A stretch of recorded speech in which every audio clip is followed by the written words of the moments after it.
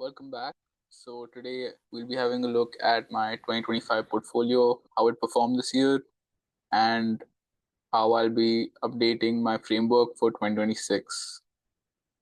So if you look at the headline numbers, the portfolio actually didn't outperform the market. It shows outperformance here in Google Finance because it's taking 23rd January 2025 to 23rd January 2026. But if you look at the month on month tracking here, it was actually at 5.58% compared to Nifty 50's 9.44%.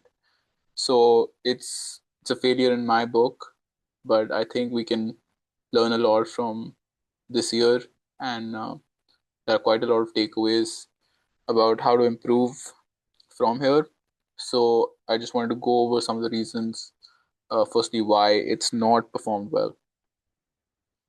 So if we look at the reasons, there are five key structural reasons I think it didn't do well. Firstly, is that I picked some high conviction, you know, growth stocks that had a higher beta compared to the indices. So while this means that during the time when the market goes up, it goes up more. It's the same for uh, when the market goes down. So basically, the effects are amplified. And this year, we had a lot of volatility and a lot of shocks, which basically resulted in more downturns in the market, and so the portfolio didn't perform as well. Secondly, the risk was clustered and it wasn't spread.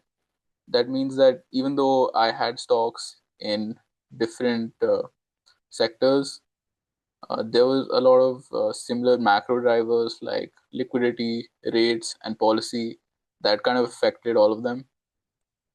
Thirdly, the drawdowns hurt compounding because the portfolio spent a lot of time recovering from those drawdowns instead of compounding and getting cumulative gains. Another reason why I think the portfolio didn't perform so well was that there were limited volatility dampeners, uh, meaning that there was low downside protection. So I believe the only downside protection my portfolio had was 4% allocation to gold and some allocation to Coal India because it's a high dividend, low growth stock. But these positions were too small to offset the high beta moves in the portfolio.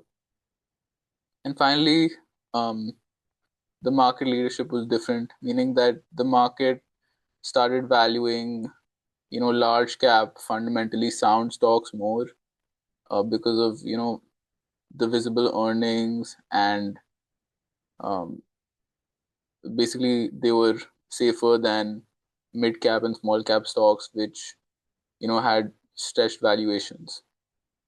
So the market valued stability and capital protection more this year, and that's another reason why the portfolio didn't perform so well.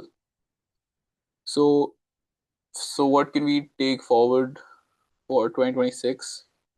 Firstly, this 2025 strategy was just a simple buy and hold strategy wherein I didn't change any of the positions. So for 2026, I'd like to have more freedom in my uh, positions. I like to be able to move in and out of positions to manage risk more effectively.